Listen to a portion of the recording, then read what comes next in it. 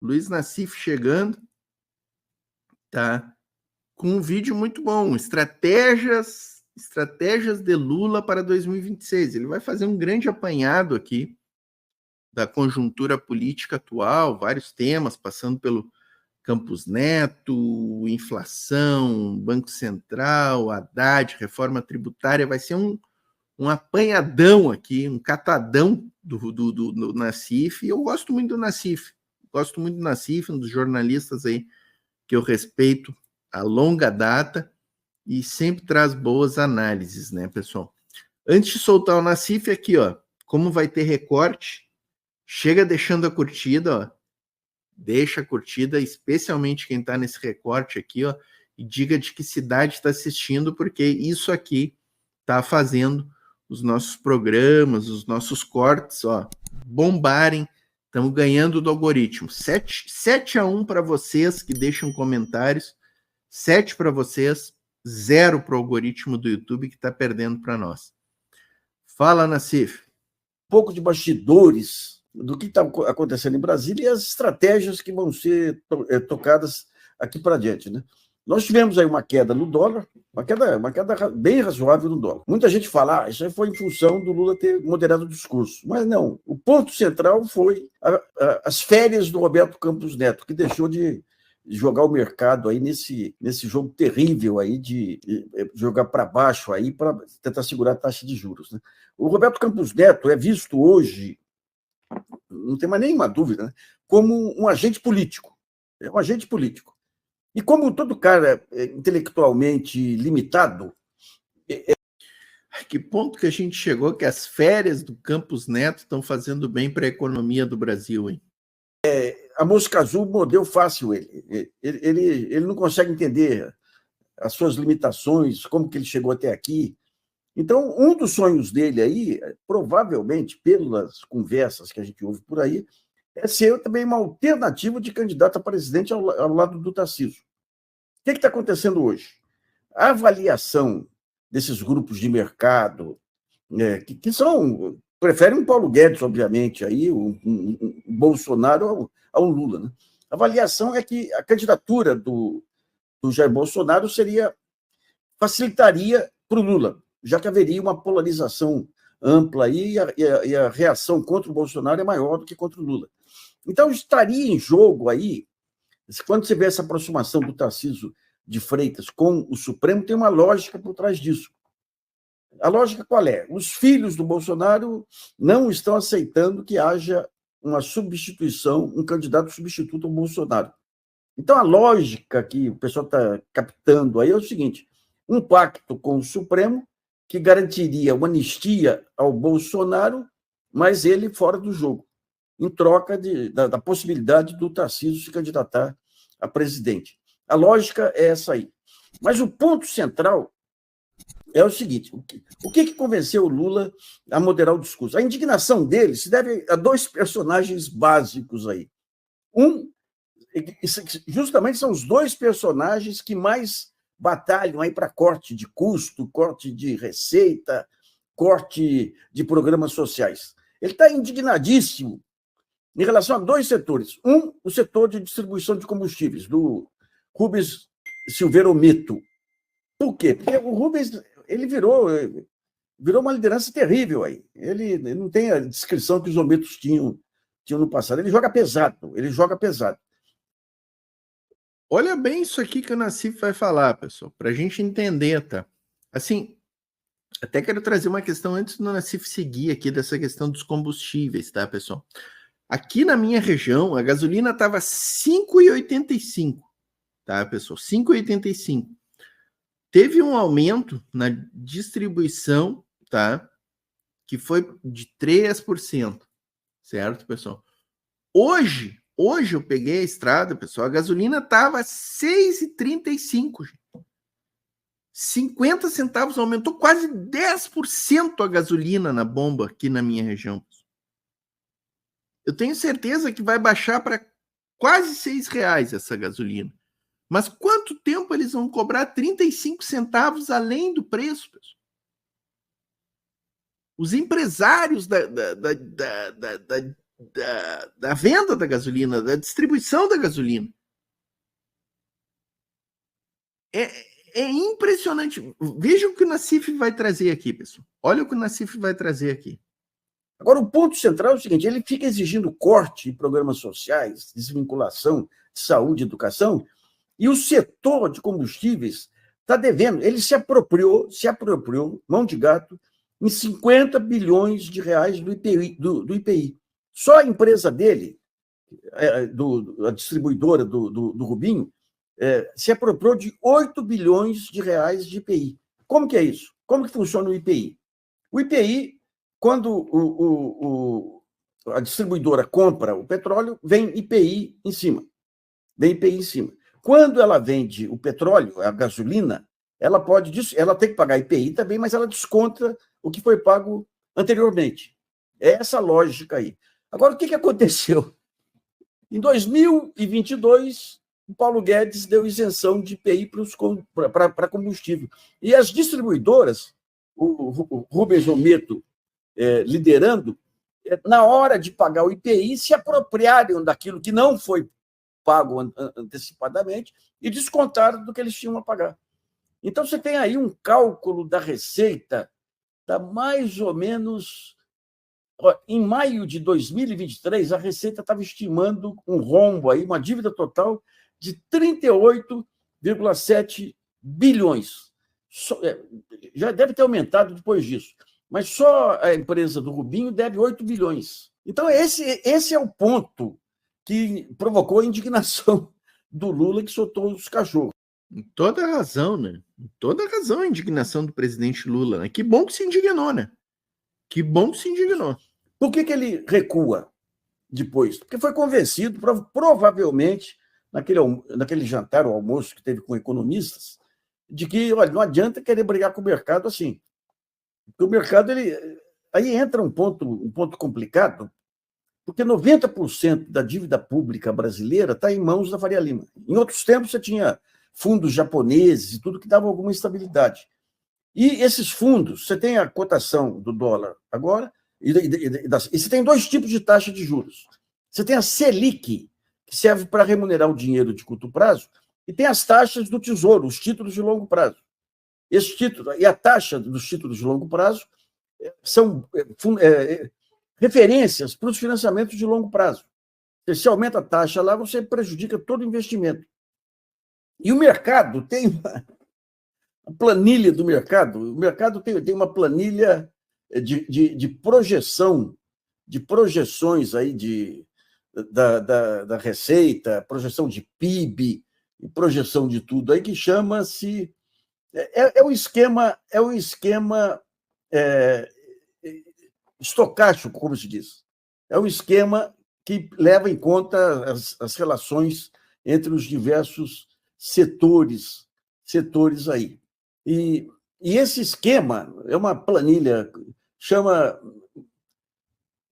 Modelo Dinâmico Estocástico de Equilíbrio Geral. Teoricamente, é um modelo que permite você prever inflação futura, prever PIB, prever dólar. E essa planilha, quando eu lancei meu livro Os Cabeças de Planilha, era em cima dessa planilha, que permite essa orquestração do mercado numa direção ou noutra. Porque é o seguinte, o que diz a planilha? Se o dólar, se o real se desvaloriza agora, é inflação futura, então aumenta a taxa de juros. Mas não é só isso.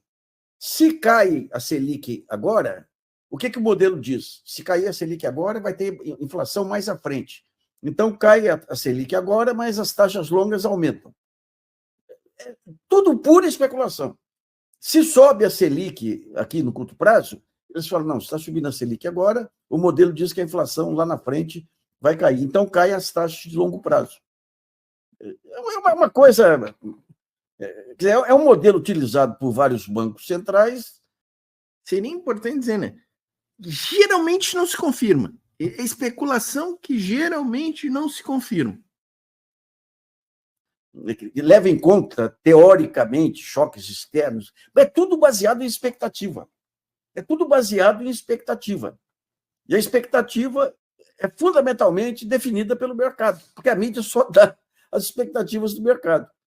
Você tem em outros países, aí quando você tentou pegar a expectativa do setor industrial, era mais pessimista que a do mercado também. Quando você pega dos sindicatos também, que é uma outra... em outros países você tem as expectativas, mas quando você pega dos sindicatos, eles sempre jogam uma inflação maior, por quê? Para poder ter dissídios maiores aí, melhores. Agora, todo esse jogo existe por conta desse controle que a Faria Lima tem sobre a dívida pública. Porque você tem, digamos, essa rolagem semanal aí da dívida pública, mas quando você vai para o mercado de derivativos, que são as apostas que você faz em relação ao valor da taxa de juros longa, aí, é um mercado muito, infinitamente maior. E por aí eles controlam todas as expectativas e trazem o Banco Central amarrado. E quando tem um cúmplice no Banco Central, como é o caso do Roberto Campos Neto, o jogo fica um horror. Então, qual que é a estratégia que está sendo montada aí? Do ponto de vista da Fazenda, Banco Central, mesmo o pessoal que foi indicado pelo Lula, insistir todo dia em corte, genericamente em corte aí. Porque o mercado é que nem o X, é que nem o Twitter de rede social.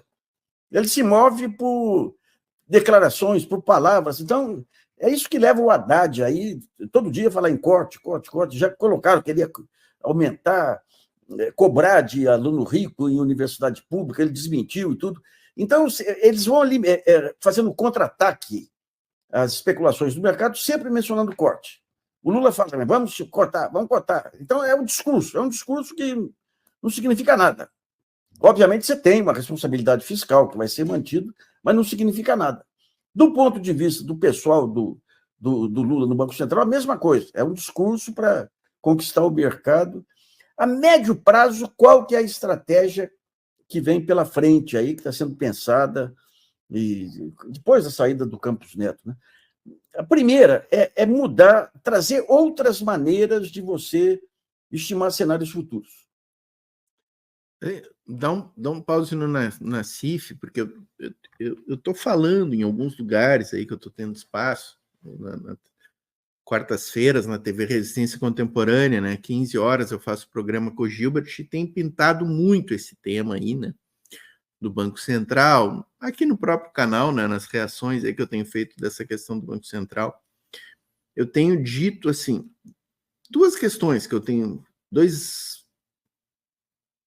pequenas teorias, né? Em primeiro lugar, estou vendo com otimismo a economia brasileira para 25 e 26, sem o Campos Neto, sem um presidente do Banco Central que puxa para trás a nossa economia.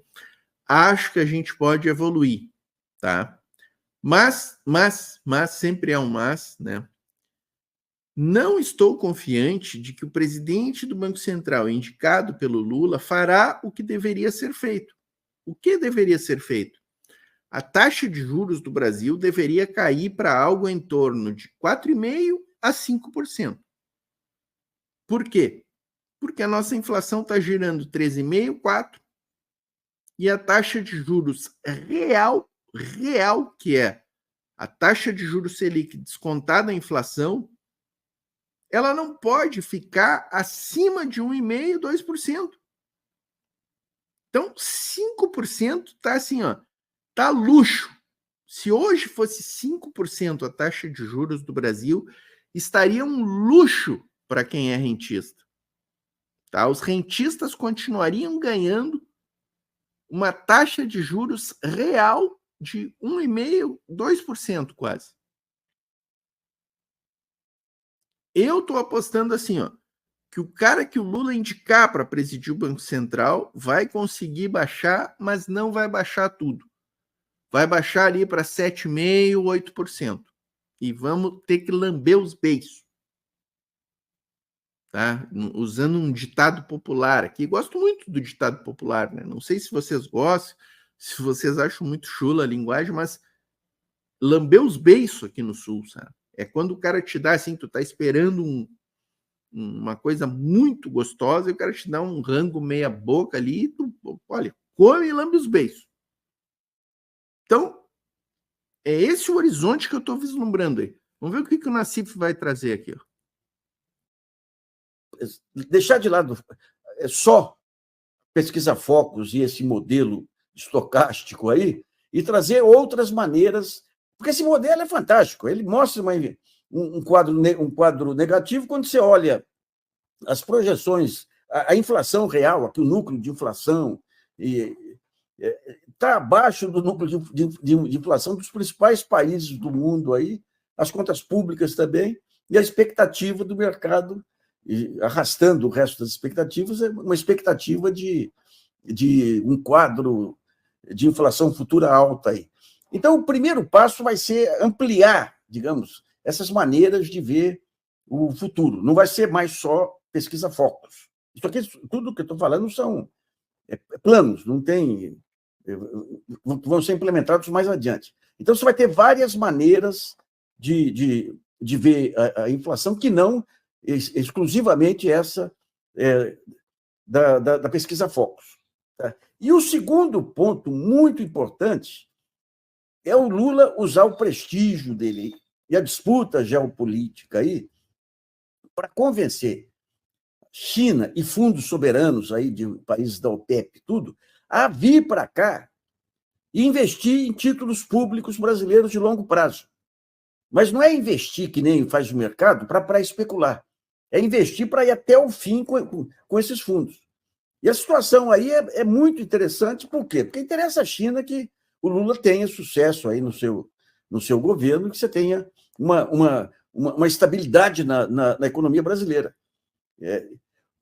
Daí você entra. Então, isso aí é a estratégia para mercado. Quando você vai para a neoindustrialização, o governo tá perdido, hein? Em termos de gestão aí.